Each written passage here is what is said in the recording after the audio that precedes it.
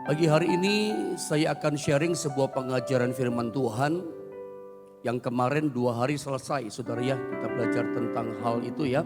Kan kita masuk pada pelajaran yang baru. Saya akan bicara tentang mengalami kuasa dan kemuliaan Tuhan. Pagi ini saya akan mengajak Bapak Ibu Saudara membaca 2 perikop dalam kisah yang berbeda sebetulnya, tapi kita gabung jadi satu. Supaya kita bisa belajar dengan jelas tentang pelajaran rohani, tentang mengalami kuasa dan kemuliaan Tuhan. Ya, nanti kita bicara begini, kenapa kuasa kemuliaan Tuhan tidak dilepaskan dalam hidup kita? Kenapa kita orang percaya pada Tuhan, mau baru, mau sudah lama, tetapi kenapa dalam perjalanan kekristenan, kehidupan kekristenan kita nggak ngalami kuasa? Ada apa gitu dengan kekristenan kita? Masalahnya di mana gitu? Nah, kita akan belajar nanti bagaimana jalan masuknya, akses masuknya untuk kita orang percaya kepada Tuhan. Kita mengalami kuasa dan kemuliaan Tuhan yang betul-betul jadi realita yang nyata dalam hidup kekristenan kita. Kita baca 2 perikop. Yang pertama Markus pasal 6, kita baca dulu ayat 1 sampai 6. Baru kemudian pasal yang sama lalu kita loncat ayat 53 sampai 56. Sama, kita baca setiap hari berganti-gantian. Saya baca ayat 1, Anda baca ayat yang kedua, nanti 6a-nya sama-sama kita baca, saudara ya. Tentang Yesus ditolak di Nazaret. Ini beberapa kali saya sampaikan, tapi saya gabung jadi satu ini kisah. Markus 6 ayat 1 begini kata firman. Kemudian Yesus berangkat dari situ dan tiba di tempat asalnya, sedang murid-muridnya mengikuti dia. Teruskan ayat 2. Pada hari Sabat ia mulai mengajar di rumah ibadat dan jemaat yang besar takjub ketika mendengar dia. Dan mereka berkata, dari mana diperolehnya semuanya itu? Hikmat apa pulakah yang diberikan kepadanya? Dan mujizat-mujizat yang demikian bagaimanakah dapat diadakan oleh tangannya? Ayat 3. Bukankah ia ini anak tukang kayu, anak Maria, saudara Yakobus, Yoses, Yudas dan Simon?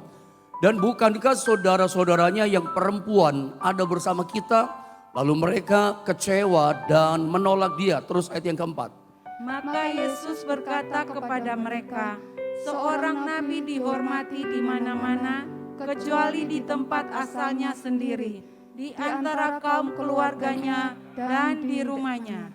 Ayat 5. Ia tidak dapat mengadakan satu mujizat pun di sana, kecuali menyembuhkan beberapa orang sakit dengan meletakkan tangannya atas mereka. Ayat 6a, sama-sama kita baca ayat 2, 3. Ia merasa heran atas ketidakpercayaan mereka. Saya baca 53, 54 saudara, 56 sama-sama. Begini 53 tentang orang-orang di Genesaret.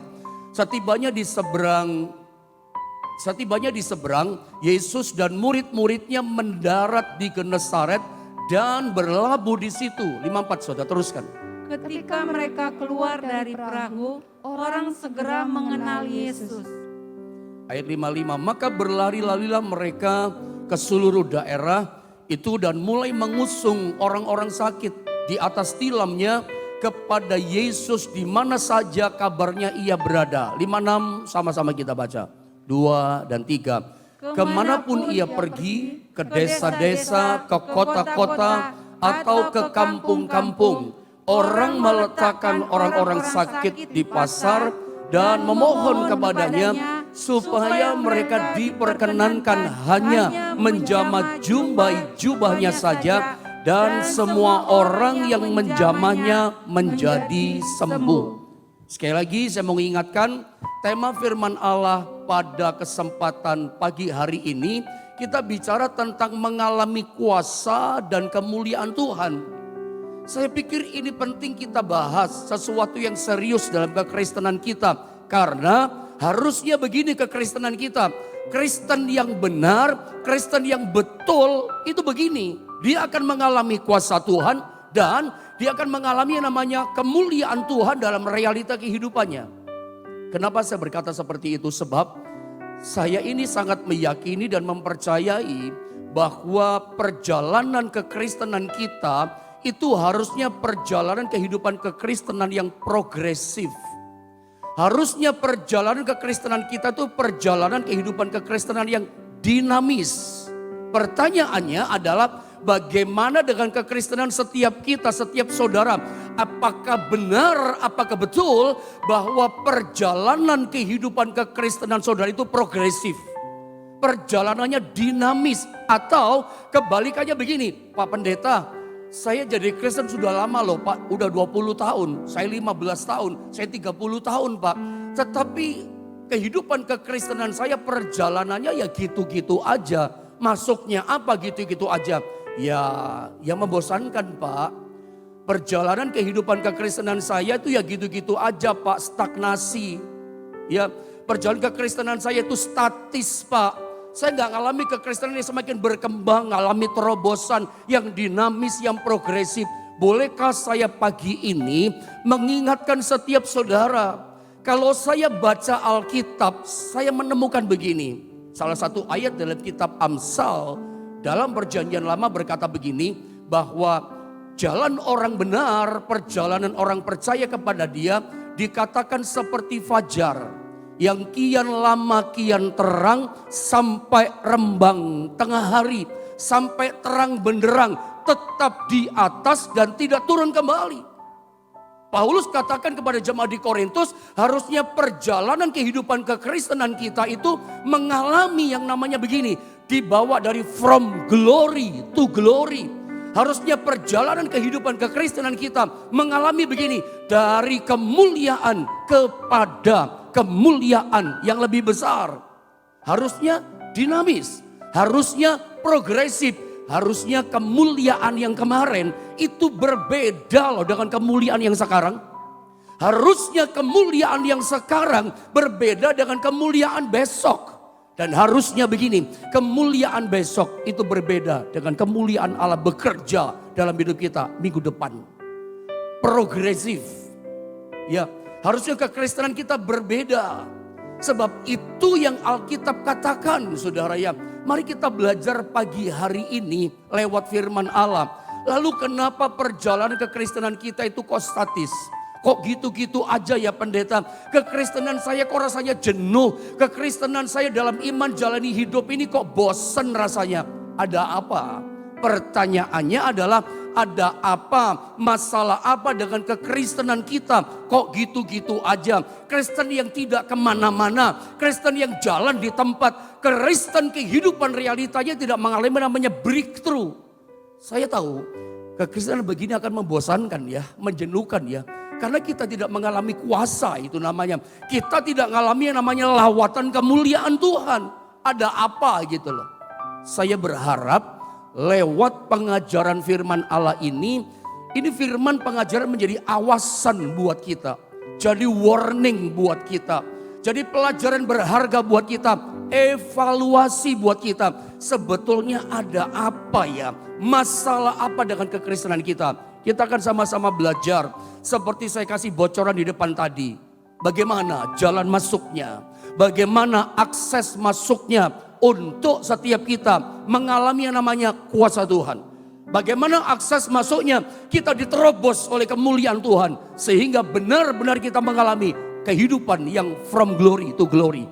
Dari kemuliaan dibawa oleh Tuhan sampai kepada kemuliaan yang lebih besar. Yang lebih besar.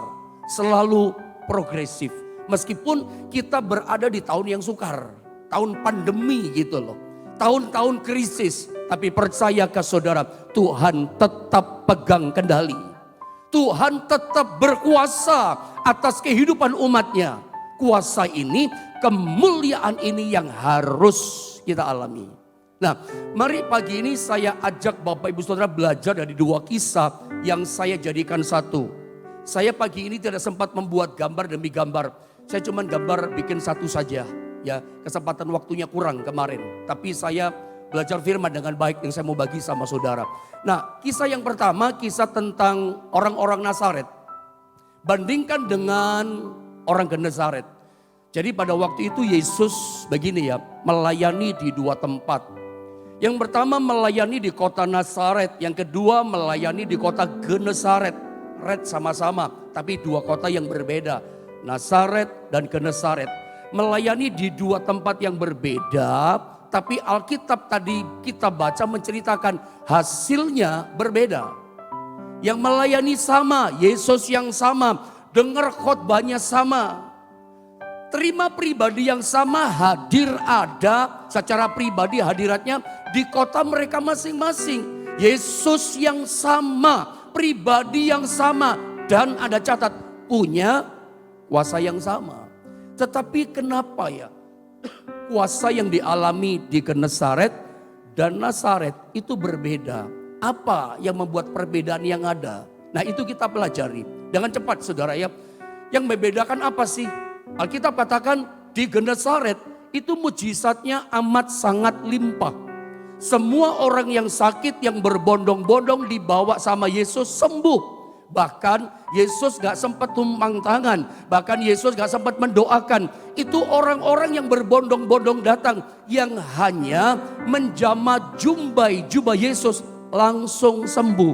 Itu kemuliaan kuasa Tuhan luar biasa. Atmosfer hadirat Tuhan dahsyat bekerja di Genesaret. Lalu Alkitab katakan di Nazaret sedikit Tuhan bikin mujizat. Bahkan tadi sempat kita baca di ayat yang kelima. Coba munculkan dulu ayat yang kelima. Lihat ayat ini saudara ya. Ia tidak dapat mengadakan satu mujizat pun di sana di Nazaret. Kecuali ada sih mujizat. Tapi mujizat ini menyembuhkan beberapa orang sakit dengan meletakkan tangannya atas mereka. Tidak banyak mujizat. Bahkan satu mujizat pun yang spektakuler.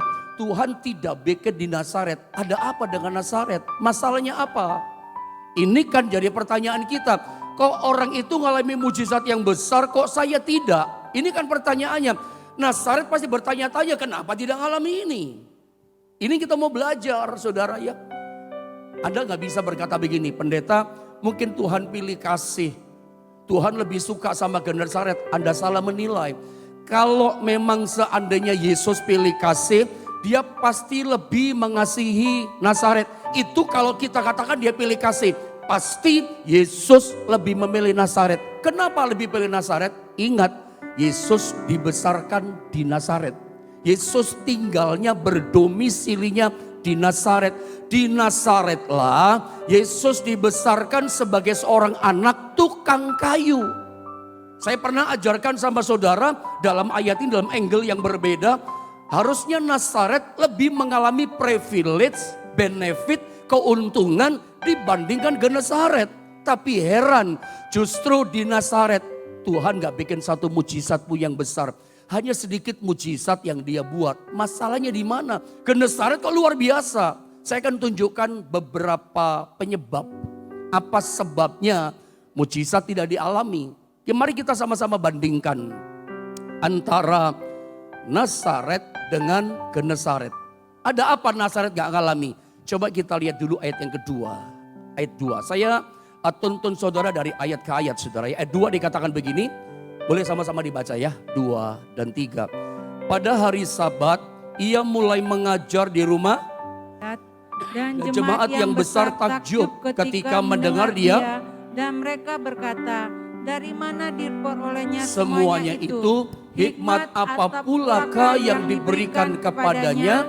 Dan mujizat-mujizat yang demikian bagaimanakah dapat diadakan oleh tangannya? Apa sih yang saya mau sampaikan sama saudara? Lihat orang Nazaret itu mempertanyakan, meragukan sumber kuasa Yesus. Ketika Yesus khotbah mengajar firman Allah, mereka takjub, mereka kagum. Wih, hebat pengajarannya. Luar biasa firman yang disampaikan. Tetapi tiba-tiba mereka meragukan. Mereka berkata begini, dari mana diperolehnya hikmat itu? Dari mana mujizat-mujizat itu dia adakan? Kok bisa tangannya bikin mujizat? Dari mana sumber kuasa? Lihat yang pertama. Ini penyebab yang pertama. Ini pemicu yang pertama yang membuat jemaat atau orang-orang yang ada di Nazaret tidak mengalami mujizat. Tidak mengalami namanya kemuliaan Tuhan terjadi dalam hidup mereka. Apa sebabnya? Ternyata mereka meragukan sumber kuasanya Tuhan. Dari mana diperolehnya kuasa itu? Loh, hikmatnya dari mana? Meragukan. Sementara nanti kalau kita lihat ya, nanti kita pun baca ya. Orang-orang Genesaret, wah itu sama sekali gak ragu, antusias sama Tuhan. Mengenal dia sebagai Mesias. Coba kita turun ayat yang ketiga. Lihat bagaimana keadaannya, tanah hatinya orang-orang Nazaret. Ayat yang ketiga sama-sama kita baca, 2, 3. Bukankah ia ini tukang kayu, anak Maria, saudara Yakobus, Yoses, Yudas dan Simon? Dan bukankah saudara-saudaranya yang perempuan ada bersama kita? Lalu mereka kecewa dan menolak dia. Nah ini dia.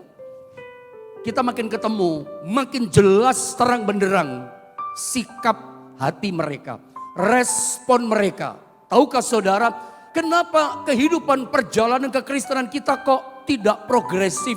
Kok gitu-gitu aja, kok menjenuhkan ya Pak kekristenan saya, kok membosankan ya Pak, saya doa kok gak ada jawaban, minta tolong kok gak ditolong. Kok sepertinya mujizat jauh panggang daripada api, orang lain ditolong kok saya tidak.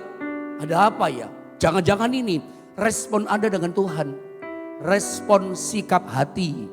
Ingat, Yesus pernah ajarkan 4 jenis tanah hati. Hati yang pertama, hati yang keras pinggir jalan. Hati yang kedua, tanah hati yang berbatu-batu. Tanah hati yang ketiga yang semak duri. Yang keempat bagaimana? Yang keempat adalah jenis tanah hati yang baik.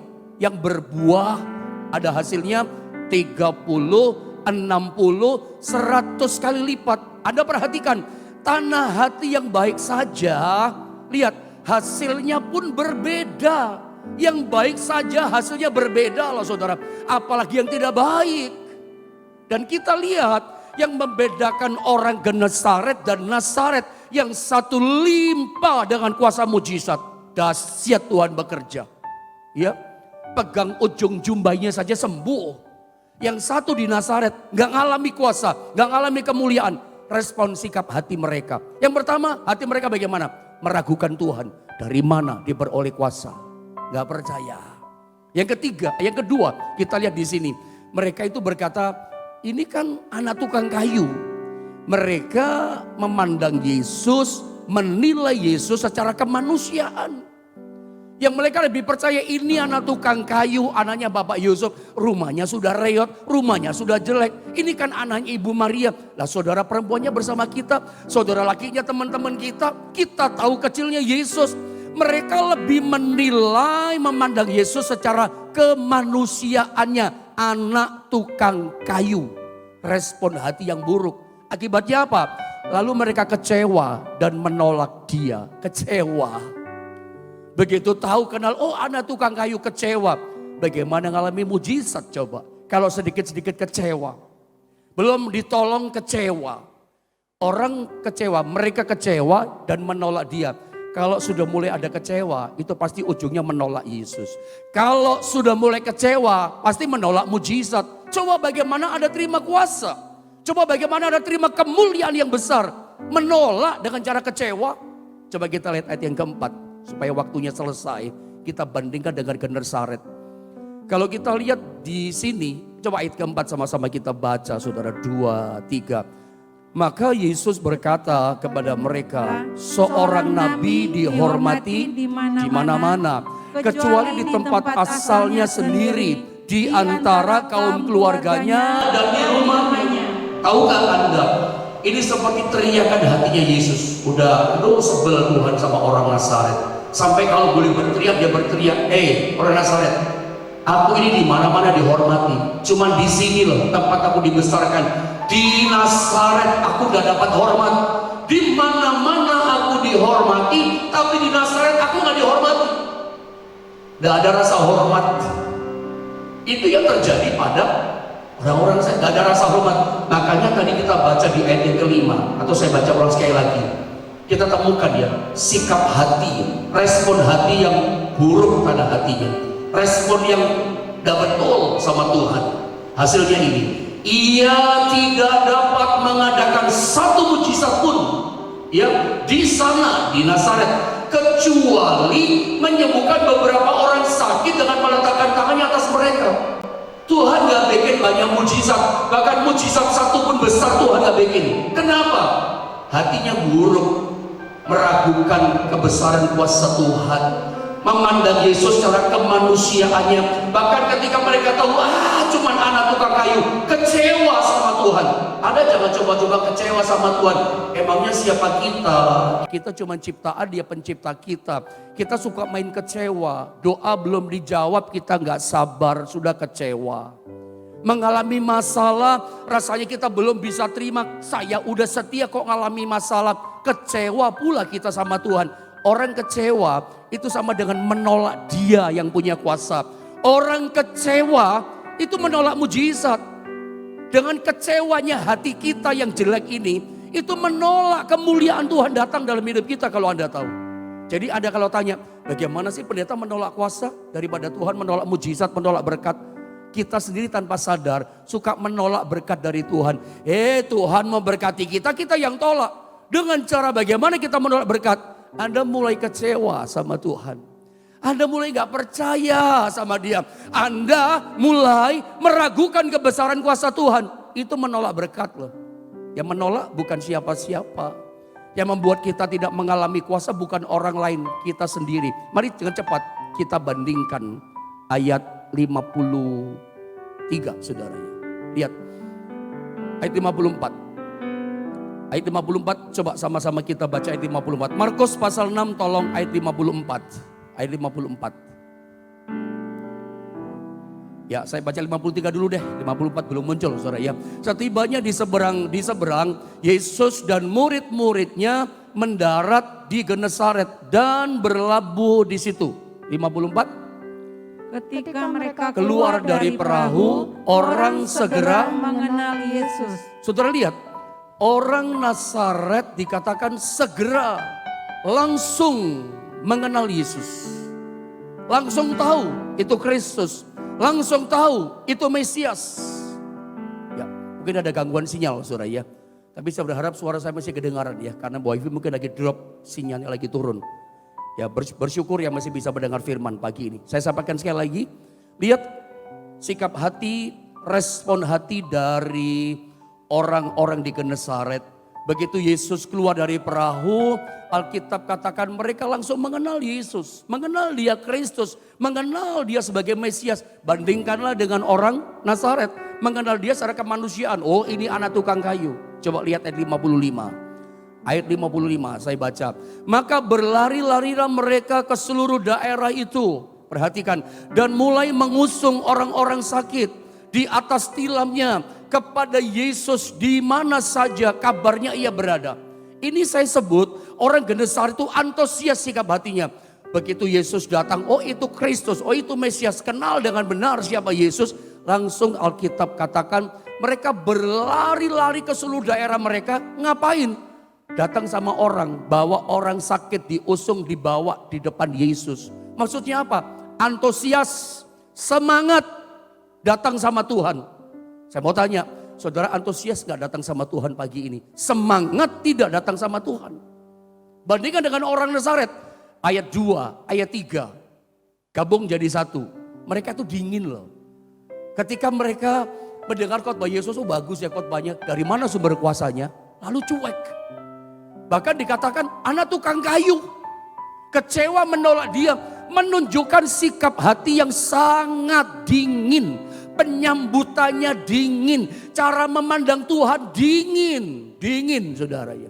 Saya berharap pagi ini sikap hati kita ketika datang kepada Tuhan. Sikap hati kita ketika kita menyembah Tuhan. Gak ada yang dingin ya. Tahu dingin. Misalnya yang memimpin pujian berkata. Tadi memimpin pujian kebetulan saya kan saudara ya. Saya berkata mari jemaat angkat tangan kita. Ada tetap aja gini. Itu dingin loh saudara ya. Itu dingin Pak. Ya. Saya ajak saudara mari angkat tangan sambut hadiratnya. Ada tetap saja santai. Itu dingin loh. Itu namanya Anda tidak antusias. Itu namanya Anda gak semangat sikap hatinya menyambut Tuhan. Saya berdoa, saya berharap setiap kita ibadah doa pagi datang kepada Tuhan. Menyembah Tuhan, berdoa, naikkan sembah syukur pengagungan bagi Tuhan. antusias, semangat kita datang pada Tuhan. Bukan dingin. Dingin itu membuat kita gak terima apa-apa. Ini pertanyaannya, kenapa saya gak terima kuasa? Sikap hatimu dingin Bapak Ibu Saudara. Datanglah pada Tuhan antusias. Ketika berdoa antusias. Ketika menyembah Tuhan antusias. Ini pemicu kemuliaan kuasa turun sama kita. Lihat ayat 56. Sama-sama kita membaca ayat ini. Lihat ayat 56 dikatakan apa di sini? 2, 3. Kemanapun ia pergi, ke desa-desa, ke kota-kota, atau ke kampung-kampung, orang meletakkan orang-orang sakit di pasar dan memohon kepadanya supaya mereka diperkenankan hanya menjamah jubahnya saja, dan semua orang yang menjamahnya menjadi sembuh. Mereka itu dikatakan gini, memohon kepadanya. Ada kata itu, menarik. Disertakan kalimat ini, bukan kebetulan. Ini menunjukkan sikap hatinya orang-orang Genesaret, bagaimana hati mereka sama Yesus. Mereka memohon kepada Yesus supaya mereka diperkenankan hanya menjamah jubahnya. Memohon, Yesus, Tuhan, izinkan ya aku jamah jubahmu. Karena begitu banyak orang gak sempat tumpang tangan, gak sempat didoakan. Waduh gak ada kesempatan doa, tapi mereka percaya dalam hati. Perkenankan ya untuk jamah jubahmu, memohon. Anda tahu sikap hormatnya sama Yesus luar biasa. Antusiasnya luar biasa, sikap hormatnya luar biasa. Bandingkan dengan orang Nazaret. Sampai Yesus teriak di hati berkata, aku di mana-mana dihormati. Di sini di tempat aku dibesarkan, aku tidak dihormati. Tidak ada rasa hormat.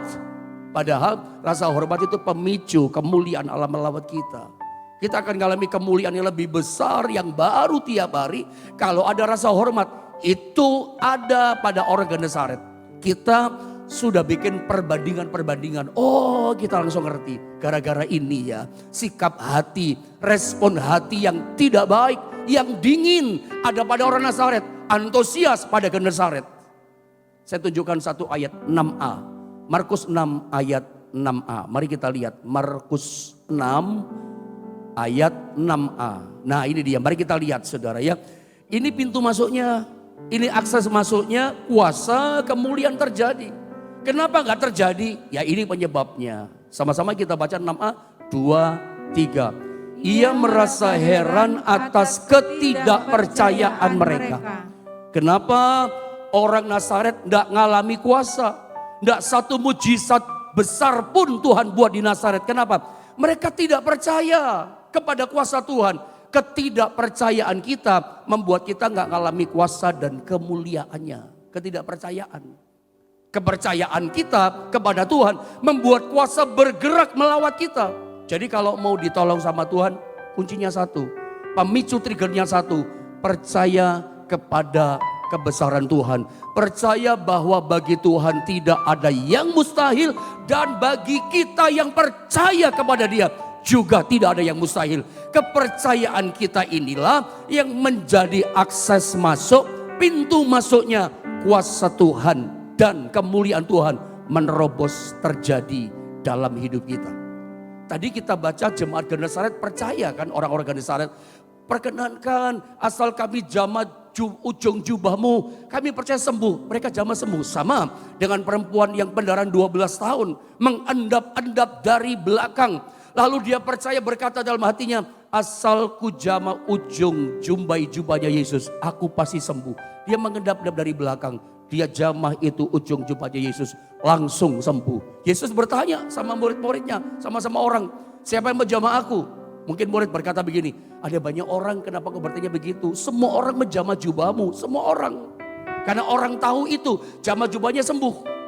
Oh tidak, aku merasa ada kuasa, ada tenaga yang keluar dari tubuhku. Dan tenaga itu langsung menyembuhkan orang itu. Siapa yang menjamah aku? Perempuan itu dengan takut berkata, aku Tuhan, aku yang menjamah engkau. Yesus gak marah. Yesus berkata begini, anakku, imanmu yang menyembuhkan engkau, percayaku yang menyembuhkan engkau. Langsung sembuh, pergilah dengan selamat. Imanmu, percayamu yang menyembuhkan engkau. Percaya. Saya boleh tanya sama saudara ya dengan waktu sempit yang ada. Bandingkan saudara ya, kira-kira kalau ini ada banyak pendeta di sini ya, di channel YouTube GSBD Philadelphia maupun di akun Facebook saya, ada banyak beberapa pendeta. Saya mau sharing sama pendeta-pendeta sekarang. Menurut kita teman-teman pendeta juga ada jemaat, sebagai jemaat Tuhan juga pasti bisa melihat. Kalau kita para pendeta ya, pelayanan Bapak Ibu pendeta, kalau kita pelayanan di kota sama pelayanan di desa-desa yang masuk hutan, ya, masuk di kampung yang jauh dari kota gitu ya. Kalau kita doakan itu di gereja itu, misalnya kita pelayani di kampung pelosok, menurut Anda Bapak Ibu pendeta, seringkali doa itu dahsyat luar biasa, terjadi banyak kesembuhan, Allah melawat dengan kemuliaannya. Bapak Ibu pendeta saya mau tanya, lebih banyak di gereja kota apa di desa? Saya tanya. Saya yakin jawaban kita sama. Pak Yohanes, kayaknya pengalaman kita sama. Kita kalau mendoakan dan lawatan yang luar biasa itu di kampung, di desa. Kenapa begitu? Jujur, kalau misalnya ada orang sakit di desa itu jauh dari dokter. Mungkin ada puskesmas, tapi duit gak punya. Itu masalah kan? Di desa itu lebih percayanya kuat kepada Tuhan.